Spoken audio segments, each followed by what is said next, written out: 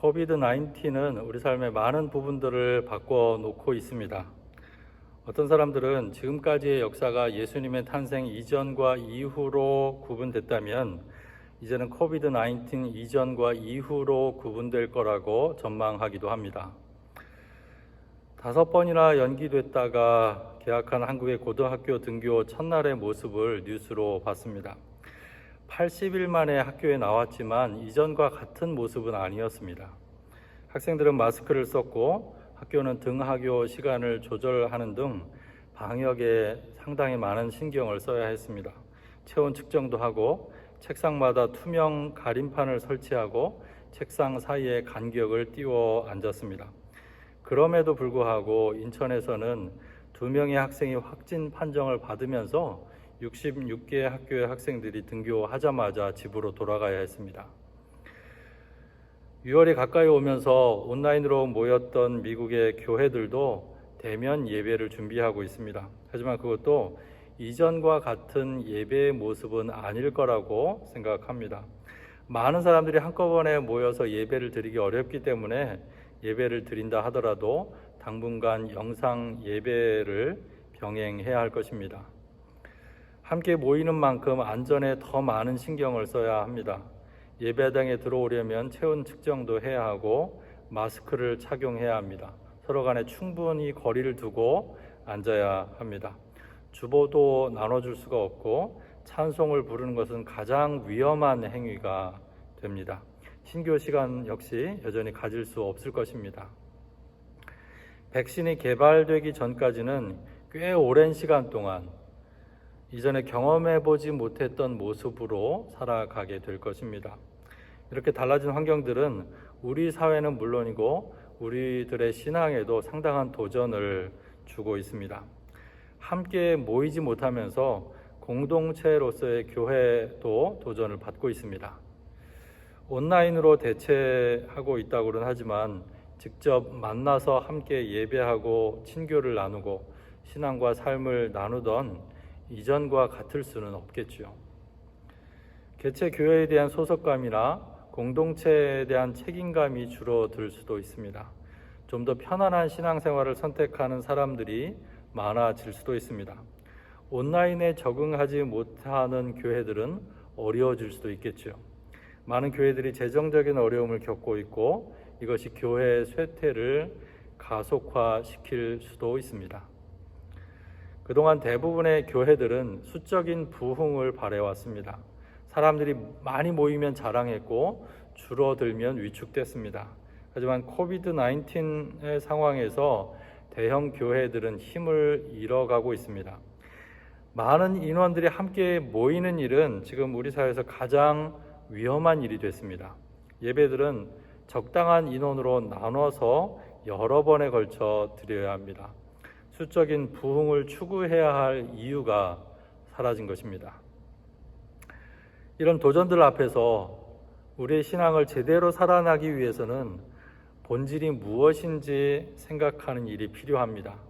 신앙의 본질이 무엇인지, 교회의 본질이 무엇인지 점검해야 합니다. 그 본질을 붙들고 있어야 본질을 담아낼 수 있는 이 시대에 적합한 신앙의 문화, 교회의 문화를 만들어낼 수 있는 것이죠. 에베소서 1장은 그 신앙의 본질에 대해서 우리에게 이야기해 주고 있습니다. 에베소서는 바울이 에베소에 사는 성도들에게 쓴 편지입니다. 바울은 에베소의 성도들에게 인사를 한 후에 바로 하나님께 감사와 찬양을 드립니다. 하나님께서 우리에게 하늘에 속한 신령한 복을 주셨기 때문입니다. 하나님은 세상이 창조되기 전부터 우리를 택하시고 사랑해 주셨습니다. 그래서 하나님 앞에서 거룩하고 흠이 없는 사람이 되게 하셨습니다. 그 은혜를 아는 사람이라면 하나님을 찬양하지 않을 수가 없는 거죠. 하나님은 그리스도를 통해서 이 일을 이루십니다. 당신의 풍성한 은혜를 따라서 예수 그리스도의 피를 통해서 우리에게 구속, 곧 죄의 용서를 베풀어 주십니다. 그렇게 해서 우리를 당신의 자녀로 삼아 주시지요. 그래서 우리는 새로운 사람으로 하나님의 자녀로 살아가게 됩니다. 이 지점에서 신앙과 불신앙이 갈리게 됩니다. 이런 사실들을 받아들이는 사람들은 믿음의 여정을 시작할 수 있습니다. 그리고 믿음을 통해서 자기 삶의 실제적인 변화들이 나타나게 되죠. 하지만 이 사실을 받아들이지 못하는 사람들이 있습니다. 믿는 일은 우리의 의지와 더불어서 성령께서 우리를 깨우쳐 주실 때에야 가능합니다. 아직 믿음의 문턱을 넘지 못한 분들이 계시다면 믿기 위한 본인의 노력이 필요합니다. 그러면서 동시에 믿을 수 있도록 우리를 깨우쳐 주시는 성령님의 은총을 동시에 구해야 하는 것이죠. 그런데 믿음의 여정은 하나님께서 우리에게 베풀어 주신 일들을 믿고 받아들이는 데서 끝나지 않습니다. 바울은 믿음의 다음 여정에 대해서 소개합니다. 17절에서 19절 말씀 제가 읽어드리죠. 우리 주 예수 그리스도의 하나님이신 영광의 아버지께서 지혜와 계시의 영을 여러분에게 주셔서 하나님을 알게 하시고 여러분의 마음의 눈을 밝혀주셔서 하나님의 부르심에 속한 소망이 무엇이며 성도들에게 베푸시는 하나님의 영광스러운 상속이 얼마나 풍성한지를 여러분이 알게 되기를 바랍니다. 또한 믿는 사람들인 우리에게 강한 힘으로 활동하시는 하나님의 능력이 얼마나 엄청나게 큰지를 여러분이 알기 바랍니다. 바울은 에베소 교인들이 알게 되기를 바라는 것들을 나열하고 있죠. 하나님을 알고 하나님의 부르심에 속한 소망이 무엇인지를 알고 하나님이 베푸시는 상속이 얼마나 풍성한지를 알고 또 우리 삶 가운데 활동하시는 하나님의 능력이 얼마나 큰지를 알게 되기를 바라고 있습니다. 하나님은 다 알 수 없는 분이십니다. 우리는 하나님의 지극히 작은 부분만을 알고 있을 뿐입니다. 그래서 하나님에 대해서 끊임없이 알아가는 과정이 필요하죠. 소망과 상속은 하나님 나라의 소망과 생명의 풍성함을 의미합니다. 우리는 하나님 나라가 무엇인지, 어떻게 그 나라를 이루면서 살아가야 하는지, 하나님 안에서 누리는 생명의 풍성함이 어떤지 계속해서 알아가야 합니다. 마지막으로 보이지 않지만 우리 삶 가운데에서 하나님은 활동하고 계십니다. 그 하나님의 손길을 알 수 있다면 염려와 불안에서 벗어나서 보다 더 자유롭게 하나님과 함께 살아갈 수 있게 될 것입니다. 바울은 이 모든 알물 가능하게 하는 동력이 지혜와 계시의 영이라고 합니다.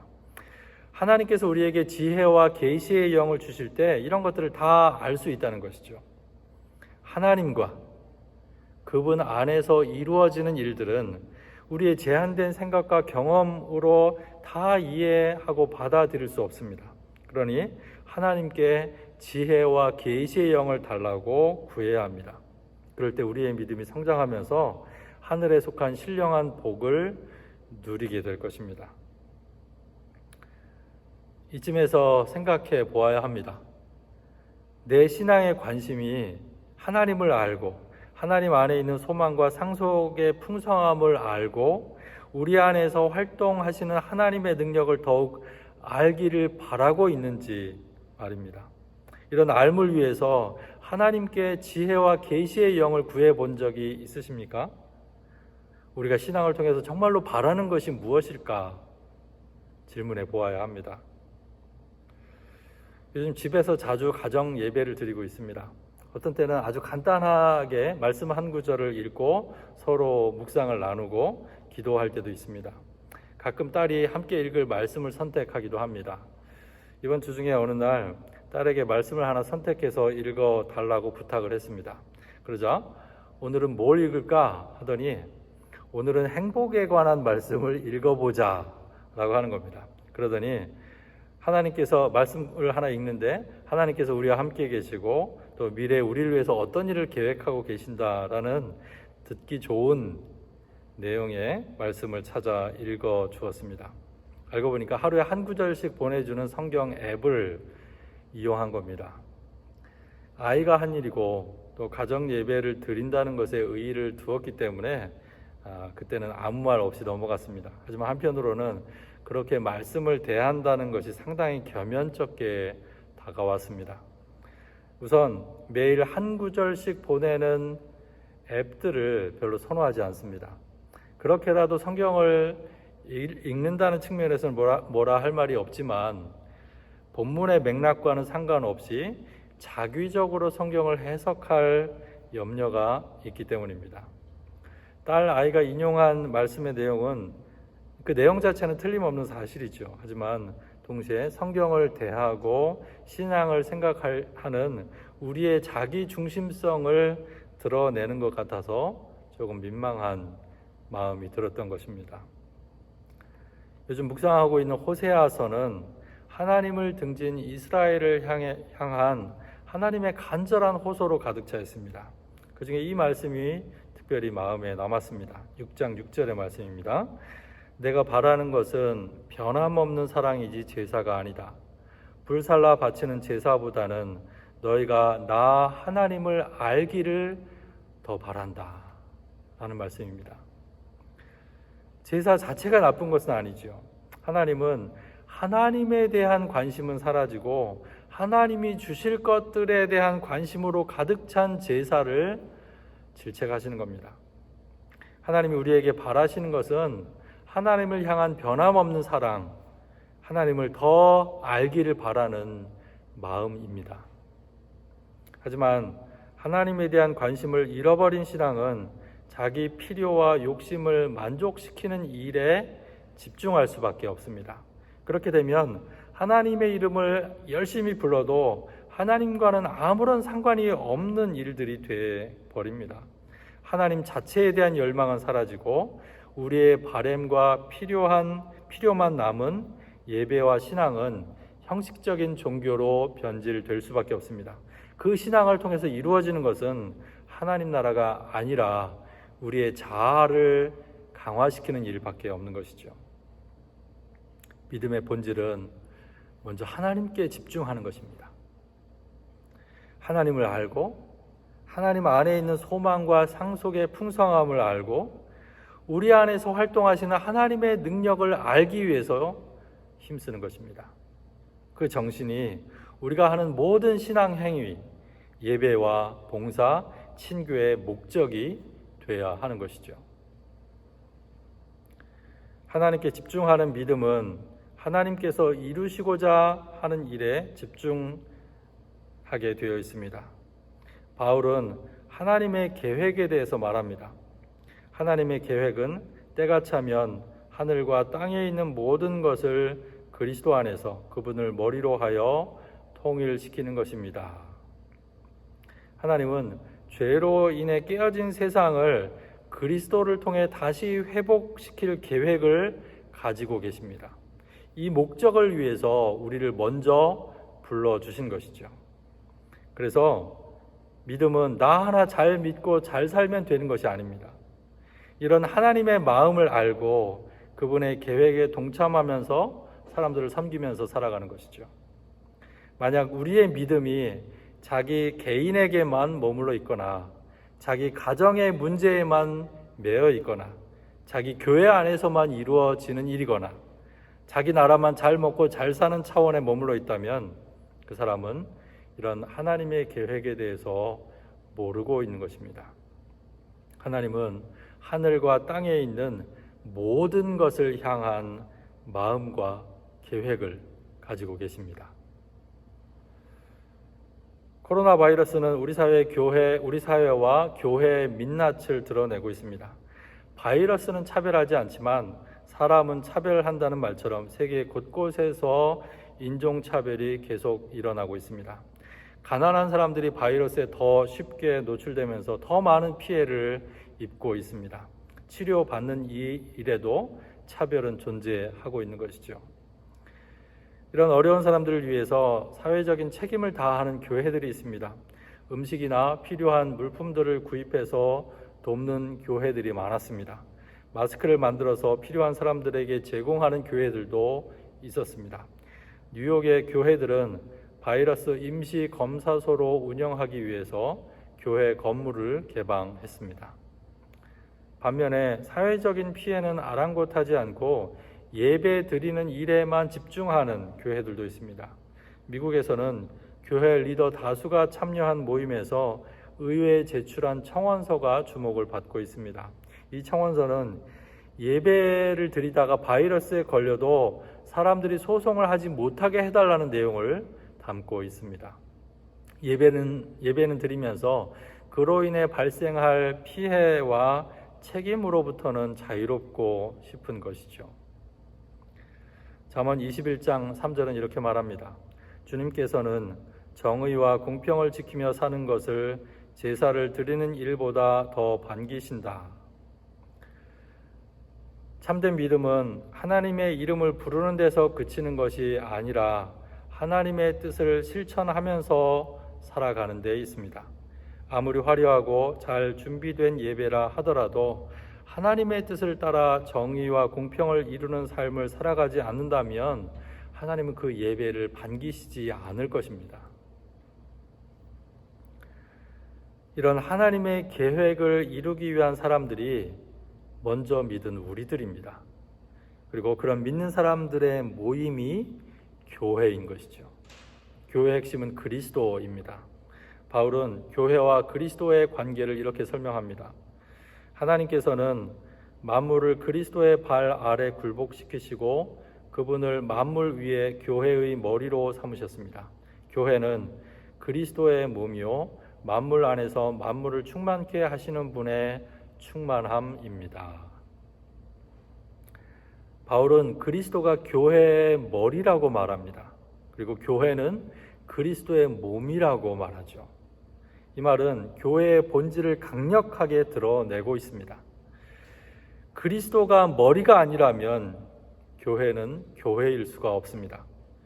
그리스도가 머리라는 것은 교회가 그리스도의 뜻을 따라야 한다는 뜻입니다. 목회자나 특정한 사람의 뜻이 아닙니다. 우리의 욕심과 욕망을 따르는 것도 아닙니다. 오직 그리스도의 뜻을 헤아리고 그분의 뜻만이 교회를 움직이게 해야 한다는 의미입니다. 교회의 존재 이유는 그리스도의 몸이 되는 데 있습니다. 그리스도의 몸이 되어서 그분의 뜻을 이루어 드리는 것이죠. 하나님은 교회를 통해서 이 세상을 하나님께서 보시기에 참 좋았다 하셨던 세상으로 다시 회복시키기를 원하십니다. 교회는 교회를 위해서 존재하지 않습니다. 예수님께서 이 세상에서 못다한 사역을 위해서 존재합니다. 만약 교회가 교회 안에서 자신들끼리 행복하게만 지낸다면 그리스도의 몸이라는 교회의 본질을 놓치게 되는 것이죠. 교회 안으로는 그리스도를 머리로 삼고 교회 바깥을 향해서는 그리스도의 몸이 되는 것, 그것이 교회의 본질입니다. 우리는 신앙을 통해서 무엇을 바라고 있을까요? 하나님께 관심이 있을까요? 아니면 하나님이 주실 것들에 더 관심이 있을까요? 신앙은 하나님께서 예수 그리스도를 통해서 우리에게 허락하신 새로운 삶을 경축하면서 살아가는 것입니다. 하나님을 더 알아가고 그분 안에 있는 생명의 풍성함을 깨닫고 우리 삶 가운데서 일하고 계시는 하나님과 함께 살아가는 것입니다. 여러분들은 어떤 교회를 기대하십니까? 교회를 선택해야 할 때 그 선택의 기준은 무엇입니까? 화려한 교회의 외형이나 사람의 수, 잘 정돈된 예배나 프로그램은 아닌지요. 교회는 그리스도를 머리로 삼고 그리스도의 몸이 되기 위해 애써야 합니다. 그것이 우리가 함께 만들어 가야 할 교회의 모습이고 교회를 선택할 때 가져야 할 기준입니다. 제가 좀 더 젊었을 때는 교회에 대한 비판 의식을 많이 가지고 있었습니다. 현실 속의 교회들이 말도 안 되는 일들을 하고 있었기 때문이죠. 하지만 어느 순간부터 더 이상 교회에 대한 비판을 하지 않게 되었습니다. 내가 교회라는 사실을 깨달았기 때문이죠. 좋은 교회는 누가 만들어주는 것이 아닙니다. 공동체 구성원 한 사람 한 사람이 좋은 교회가 되어야 합니다. 우리 각자가 그리스도를 머리로 삼고 그리스도의 몸이 되기 위해서 힘쓰는 것입니다. 그리고 공동체로 모여서 그리스도를 머리로 삼고 그리스도의 몸이 되기 위해서 힘써야 합니다. 한 사람 한 사람이 교회에 대한 애정과 책임을 다할 때 좋은 교회가 될 수 있는 것이죠. 우리는 지금 이전에 한 번도 경험해 보지 못했던 세상과 마주대하고 있습니다. 앞으로 우리가 살아갈 세상에서는 신앙도 교회의 모습도 이전과 같지 않을 것입니다. 이때 필요한 것은 신앙의 본질, 교회의 본질을 더 붙드는 것입니다. 거기서 시대에 필요한 적절한 적용도 찾을 수 있을 것입니다. 왜 믿고 있는지, 교회가 무엇인지 고민할 때 이 힘든 시기 속에서도 한 사람의 그리스도인으로서 주님의 몸된 교회로서 살아갈 수 있게 될 것입니다. 깨어있는 한 사람, 주님의 몸이 된 교회는 세상을 향한 하나님의 희망이 됩니다.